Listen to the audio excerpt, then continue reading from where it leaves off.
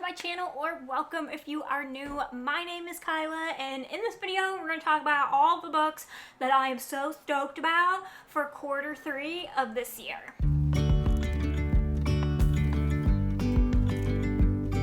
And like, it's impossible for me to cover every single book that's going to come out over these next 3 months. So these are the ones that I'm most excited about or nervous about, but like still totally going to read. And I wanted to share them with you in case you have similar reading taste to mine and you want to know what's coming up in quarter 3. This is the video for you. I'm gonna go in order of when they come out because if you didn't know, I'm an Enneagram 1. And like, order makes me so happy, makes my brain happy, gives me all the serotonin. So we're gonna go in order, starting with July. I have my computer here, and yeah, let's just do it. So starting off, the first book is the St. Ambrose School for Girls. This is by Jessica Ward and is set to publish on July 11th. I'm not going to read the synopsis of all of the books. Oh my god, this video would be way too long. You can look them up, but I'm going to give you just like a key, some key buzzwords to like maybe spark your fancy. This one caught my eye, one, because the cover is stunning. This pink and black, are you kidding me? Yes, please. But also it takes place at a boarding school type situation, which just screams dark academia to me. And like, yes, absolutely, sign me up. And this is being compared to Bunny, Catherine House, The Craft, I believe. There was a few other ones here. Heather's meets The Secret of History. So like, that just sounds right up my alley. This is a YA, just in case you're wondering, but like, I love me a YA thriller / dark academia. Yes, please. I'm so excited. So far, this does not have the greatest of reviews on Goodreads, so it does make me a little nervous, but it hasn't even come out yet, so I tend to take that with a grain of salt before going into a book, and like, I can't with this cover. I just can't.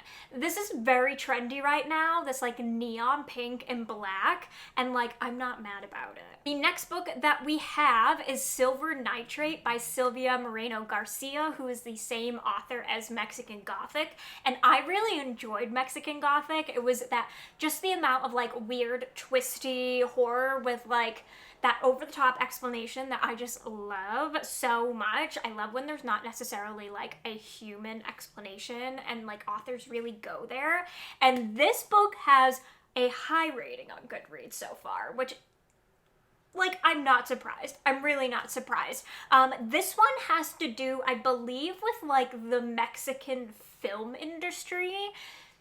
I haven't read too much into this book, I'm not going to lie, but looking at Goodreads right now, we have our main character. She's a talented sound editor, but she's left out of the boys club running the film industry in 90s Mexico City. So yeah, we have that. And then she meets someone else having to do with Nazis, I believe.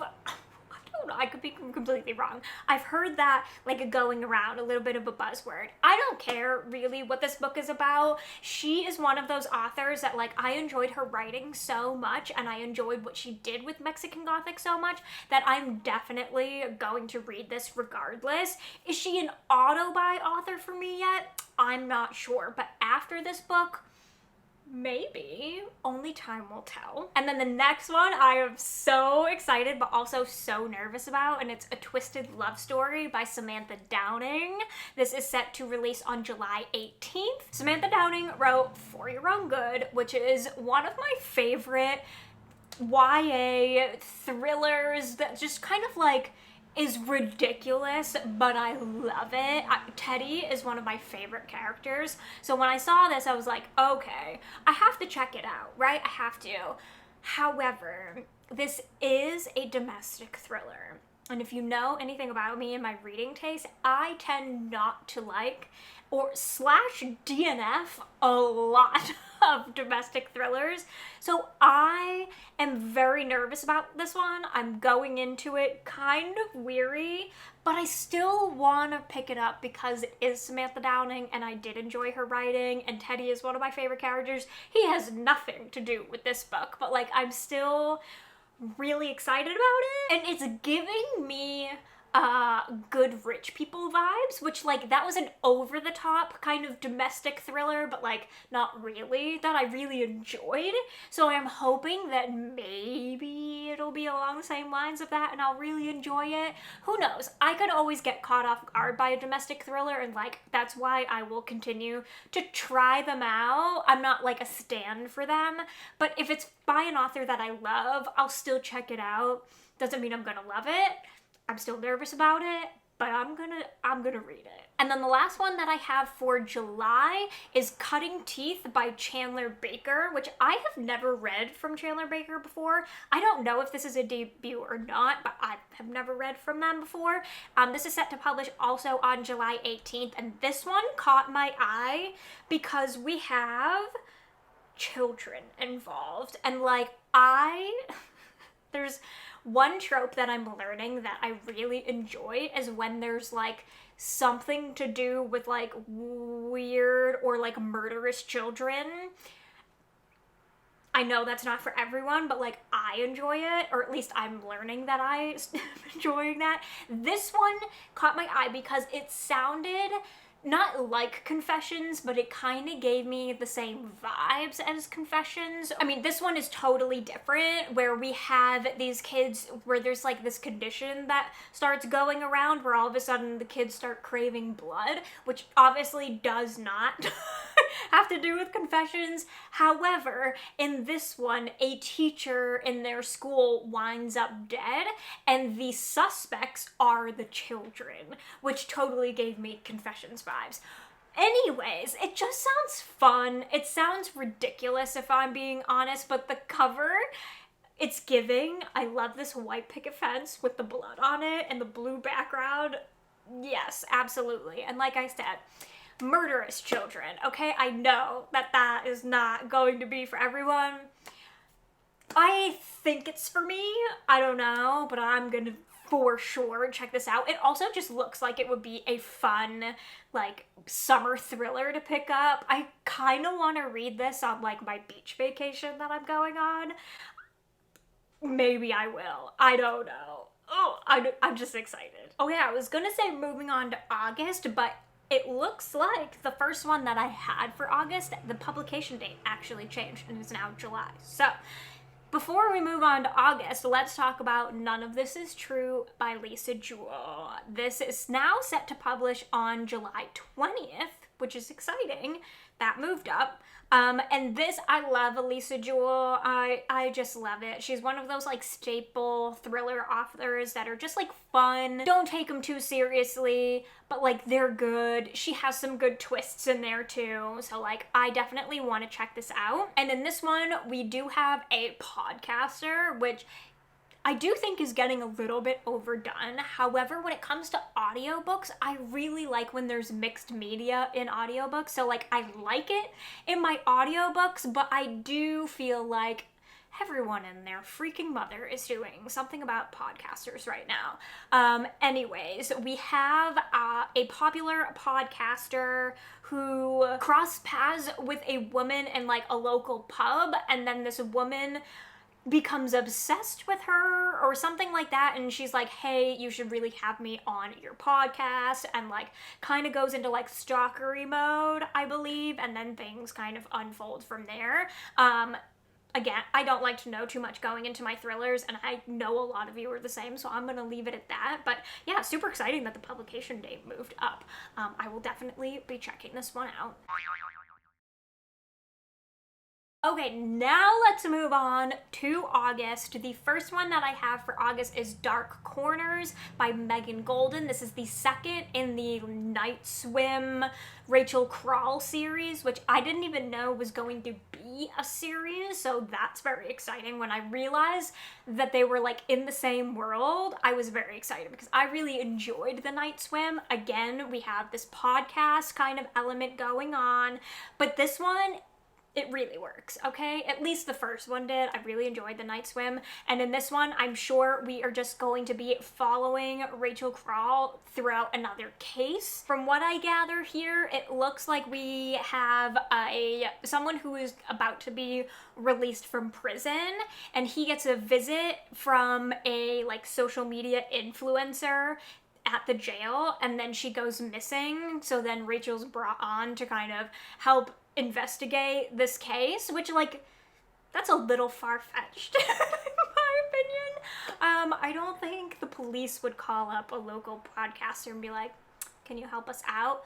But like, that's the joy of these, right? That you can't take them too seriously. Regardless, I'm really excited to check it out. I really enjoyed the first one, so fingers crossed I enjoy this one too. It's one I will be listening to on audio because, again, that mixed media just really does it, and the first one was so good on audio that, like, this one, I'm just gonna do the same. And then, very exciting, the next one is a new fantasy novella by T. Kingfisher. Y'all already know my feelings on T. Kingfisher, okay?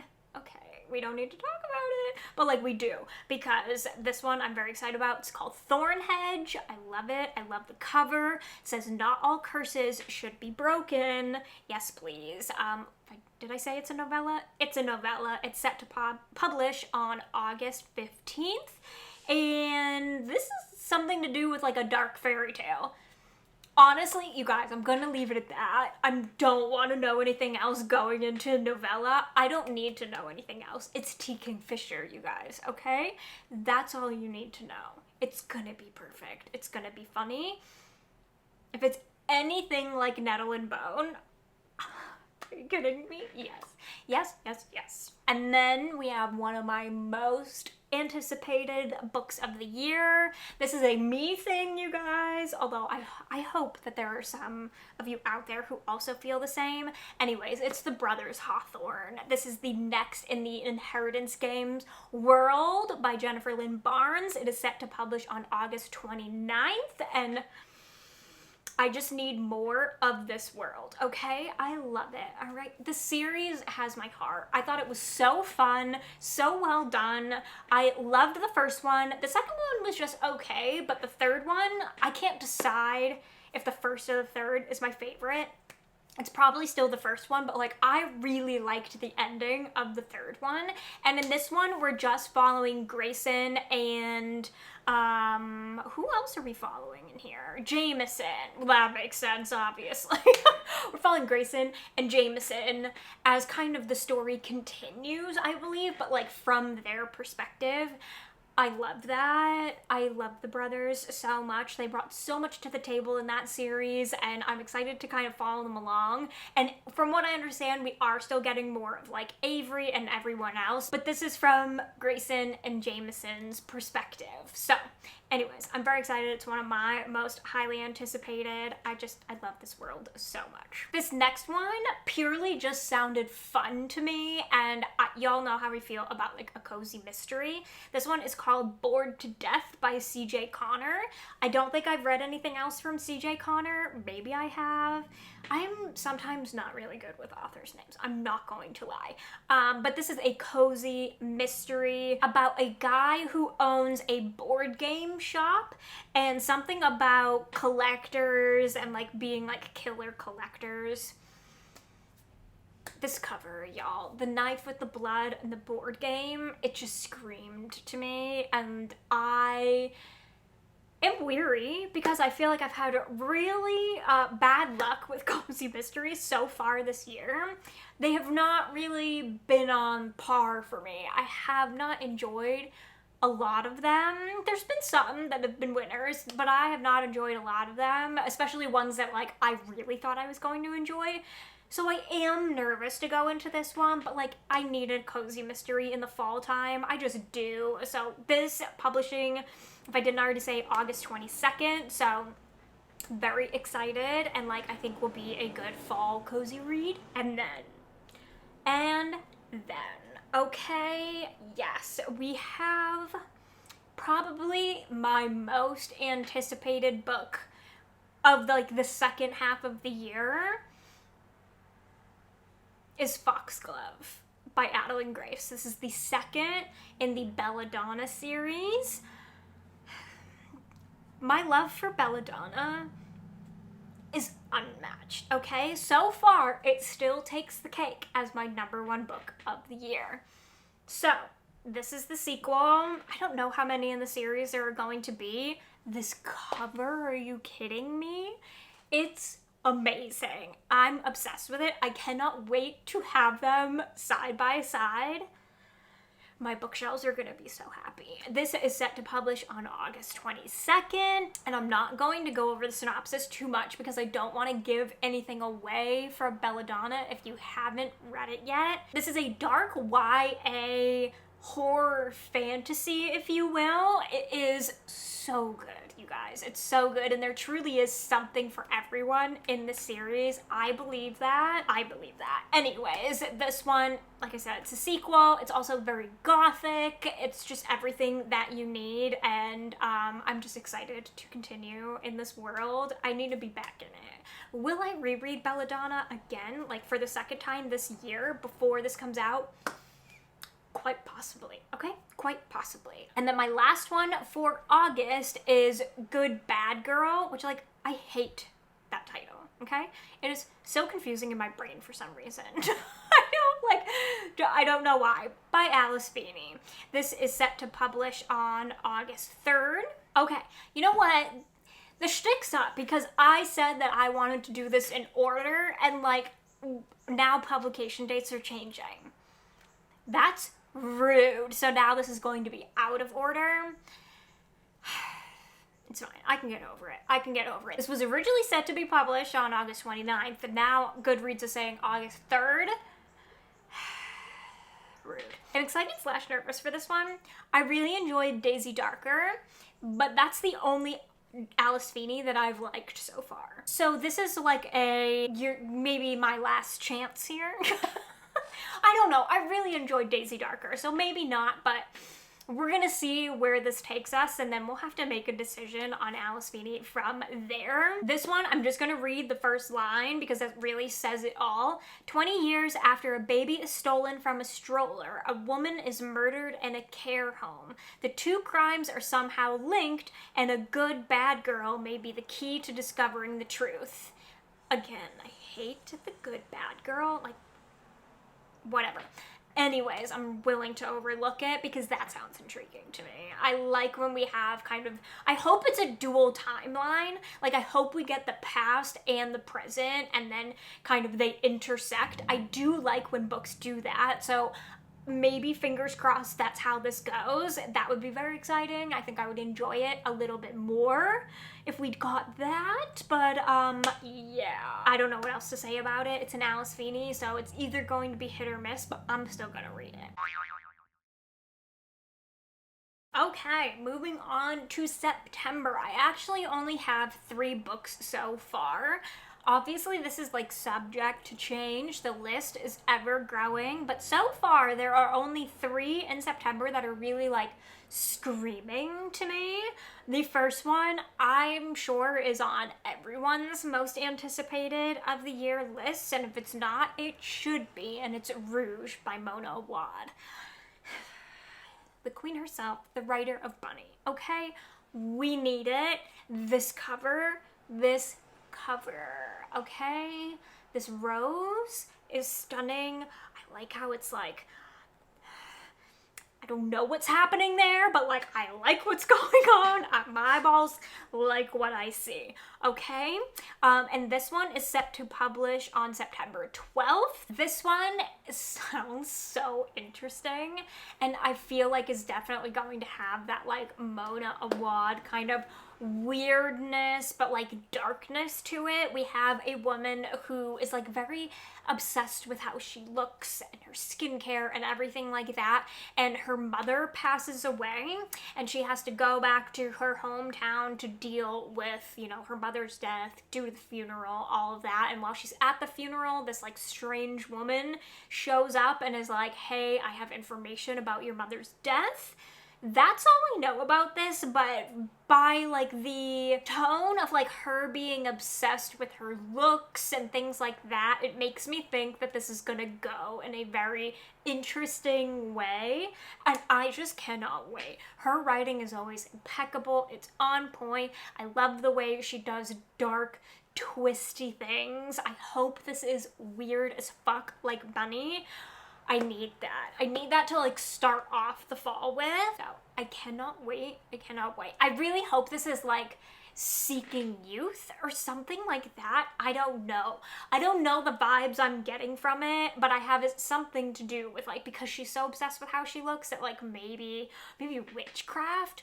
Who knows? Can you tell I'm like not reading any further than I need to? I do not want to know. I do not want to know. Okay, this one I'm like very excited for, but at the same time, I'm so behind in this series, you guys. So like, I'm excited for it, but I might not get to it like right when it comes out. And it's The Last Devil to Die by Richard Osman. This is the 4th in the Thursday Murder Club series. I've only read the first one so far. Yeah, I've only read the first one so far, okay? It's been on my list. I just like have not gotten to them yet. And so this is going to give me the incentive. I would like to get caught up on these by the end of the year. That's my goal. I don't need to know anything about this one. I'm keeping my eyes away from it. If I didn't already say, it's set to publish on September 14th. I have no clue what happens in the other ones, so I'm not looking because I don't want to be spoiled, okay? So I'm not looking, just know it is coming out. And then the last one that I have on my list for September, and this list here is The Fragile Threads of Power by V.E. Schwab. This is set to publish on September 26th. V.E. Schwab is one of those authors that I keep saying I need to read more of. There are so many books on her backlist that I just like, I need to get to, but I'm waiting until the fall because her books just scream fall to me. And this one is another one that like, I know that I'm gonna put immediately on my list. And all I know about this one, it's obviously a fantasy, but it seems kind of dark in a way. It also seems like it might give off like a little bit of gothic vibes as well, where we have this book where like 4 worlds used to live within, and then something happened where they basically like all shut down to protect themselves, and now we have these magicians that are like gonna try to open the worlds, I think. That's kind of what I gathered. Again, I don't need to know too much going in. I just need to know that it's V.E. Schwab and that I'm probably going to love it. So at some point this fall, I'm definitely going to be doing like a V.E. Schwab vlog where I catch up on some of her backlists and maybe throw in this new one. So if that's something you want to see, let me know. I would love to do it. I mean, let's be real, probably gonna do it anyways, but like, I want to know that you want to see it too. I already have some books like on my shelf ready to go. So the TBR is building and I think I need to put this one on it. And that is all we have for my most anticipated for Q3. If I missed any, please let me know in the comments. Like if you see a book and you're like, that is right up your alley, please let me know in the comments. Also, I would love to know if you plan on checking out any of these as well. Like, what are you most excited for? One from each month? From all of them? Are you interested in all of them? Let me know. If you enjoyed this video, be sure to give it a thumbs up. Do not forget to subscribe if you are not already. Turn on the bell so you never miss a video, and I will see you in my next one. Bye! With you and I, the future is bright.